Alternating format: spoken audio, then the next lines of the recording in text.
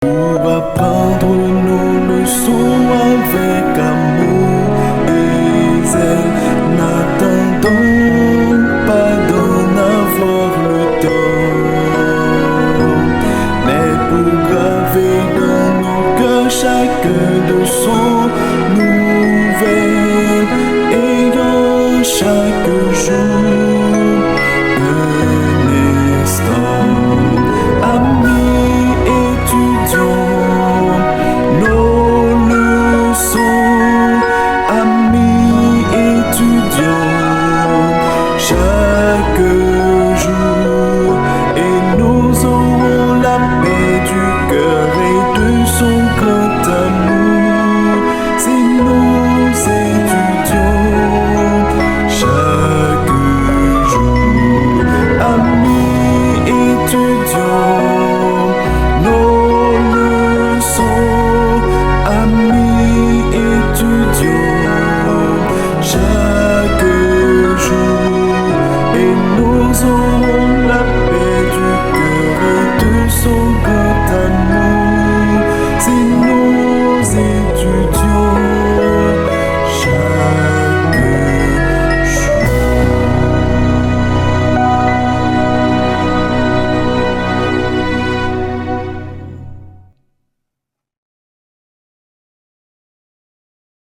Mes frères et sœurs, chers amis, bonjour et bienvenue sur Dis-le au monde. C'est toujours un plaisir de vous retrouver. L'idée d'étudier ensemble la leçon de l'école du sabbat. Avant d'entrer directement dans la leçon, nous allons prier le Seigneur. Mais aujourd'hui, le titre, c'est Connais-toi toi-même. C'est le titre de la leçon. Pour prier aujourd'hui, c'est juste un chant qu'on va chanter. Un chant qui est très significatif pour nous en tant que chrétiens et un chant qui a un lien avec la leçon de cette semaine. Chantons-le ensemble. Faut que moi descendre pour qu'à monter. Faut que moi effacer pour paraître. Parce que si ma vie, c'est pas moi qu'à vivre, mais c'est Christ qu'à vivre dans moi. Faut que moi descendre pour qu'à monter. Moi dois effacer pour paraître. Parce que si ma vie, c'est pas moi qu'à vivre, mais c'est Christ qu'à vivre dans moi. Seigneur, pas quitter mon tête, moi. Seigneur, pas quitter penser puis fais-moi pitié, pitié, tout pitié devant, parce que dit monde qui monte ou a baissé, mais monde qui baisse bien bas ou a lever. C'est grâce ou femme, c'est grâce ou femme. C'est grâce ou fait, moi pas rien. C'est grâce ou fait.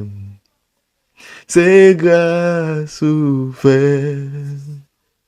C'est grâce ou fait, moi pas rien. Connais-toi toi-même, c'est le titre de la leçon. Oui, connais-toi toi-même. Quel est le vrai sens de cette phrase? Pour une meilleure compréhension de cette phrase, rapidement, lisons ensemble 6 versets dans le chapitre 18 du livre Luc, à savoir Luc 18, versets 9 à 14. 6 versets qu'on va lire. Il dit encore cette parabole, ok, en vue de certaines personnes se persuadant qu'elle était juste et ne faisait aucun cas des autres. Verset 10. Deux hommes montèrent au temple pour prier. L'un était pharisien et l'autre publicain. Verset 11. Le pharisien debout priait ainsi en lui-même. Ô Dieu, je te rends grâce de ce que je ne suis pas comme le reste des hommes qui sont ravisseurs, injustes, adultères ou même comme ce publicain. Je jeûne 2 fois par semaine, je donne la dîme de tous mes revenus. Le publicain, se tenant à distance, n'osait même pas lever les yeux au ciel, mais il se frappait la poitrine en disant « Oh Dieu, sois apaisé envers moi, qui suis un pécheur. » Verset 14. Je vous le dis, celui-ci descendit dans sa maison justifié plutôt que l'autre. Ah! Car quiconque s'élève sera abaissé et celui qui s'abaisse sera élevé. Connais-toi toi-même. Connais-toi toi-même explique que ce principe n'est pas seulement philosophie, mais spirituel. Parce que se connaître soi-même, c'est, comment pourrais-je dire, c'est reconnaître son état. Ok? C'est reconnaître son état. C'est que je suis pécheur. C'est ça, je reconnais mon état. Deuxièmement, connais-toi toi-même, c'est abandonner les comparaisons. Ok? C'est que je ne suis pas meilleur qu'un autre. Connais-toi toi-même, c'est dépendre de Dieu. C'est que sans Dieu, je ne peux rien faire. C'est ça. C'est que il y a une chose à retenir là-dedans.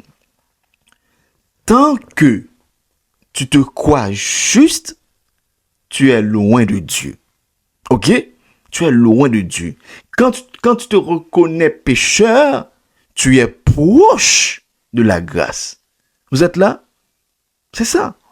C'est que dans la parabole, mes frères et sœurs, ce n'est pas le religieux qui est justifié, mais c'est le pécheur repentant, ok, qui est justifié. C'est que Dieu ne regarde pas ta position, Dieu ne regarde pas ta réputation, Dieu ne regarde pas ton apparence spirituelle, non.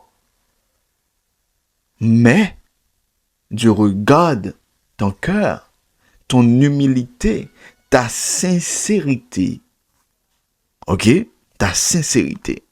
C'est que Dieu ne justifie pas ceux qui se défendent, mais ceux qui se confessent. Ok? Ceux qui se confessent, pas ceux qui se défendent. C'est que pose-toi maintenant ces questions. Hein? Est-ce que je me compare aux autres? Est-ce que je suis plus fort que lui? Est-ce que je reconnais mes fautes devant Dieu? Ce sont des questions que vous devez poser. Est-ce que mes prières parlent plus de moi ou de Dieu? Hein? Pose ces questions. L'auteur du guide d'études nous pose quelques questions. L'auteur nous dit,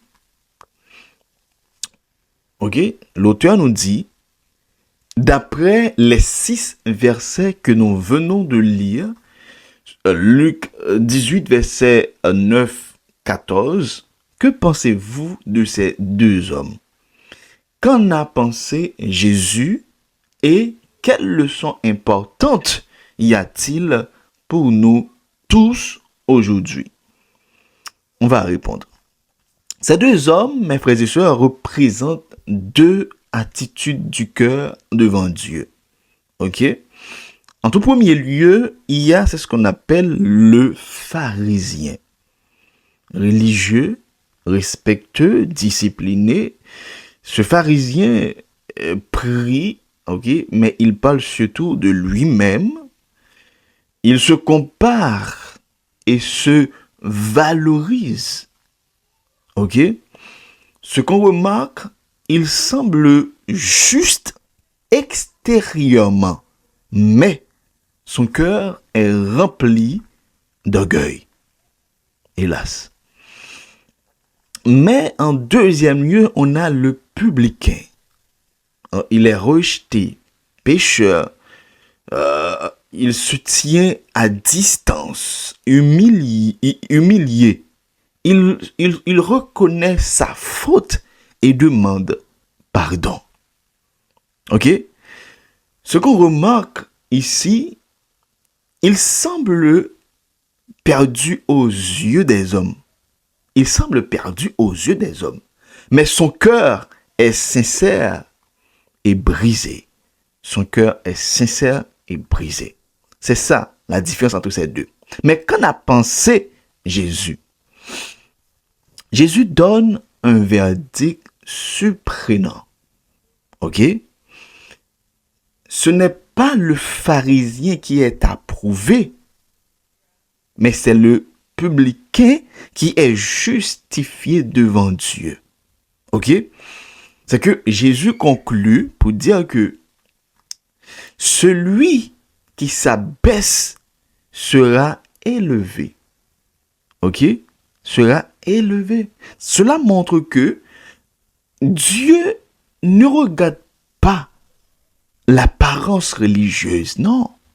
Dieu ne regarde pas la position sociale. Dieu ne regarde pas les œuvres visibles, mais plutôt l'humilité, la sincérité,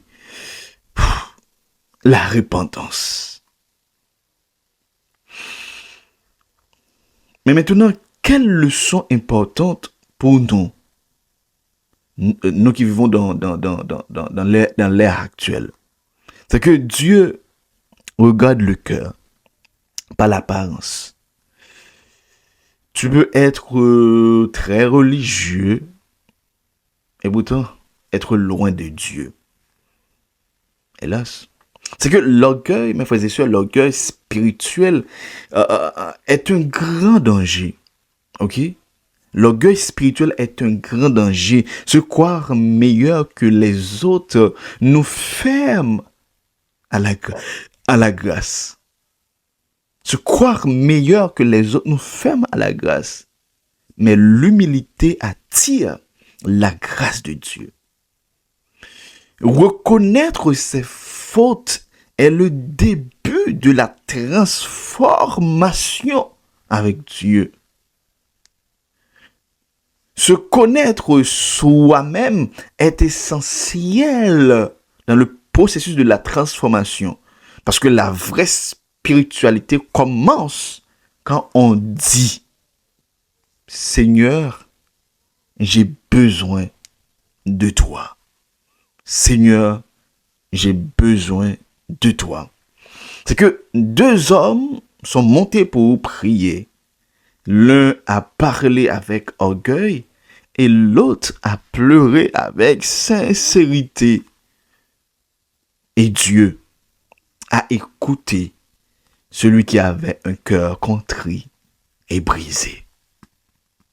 Dieu a exaucé à monde qui descend. C'est ça que Chanson te dit dans le commencement. Parce que si ma vie, c'est pas moi qui vive, mais c'est Christ qui vive dans moi. Et cette semaine, nous avons un devoir à faire.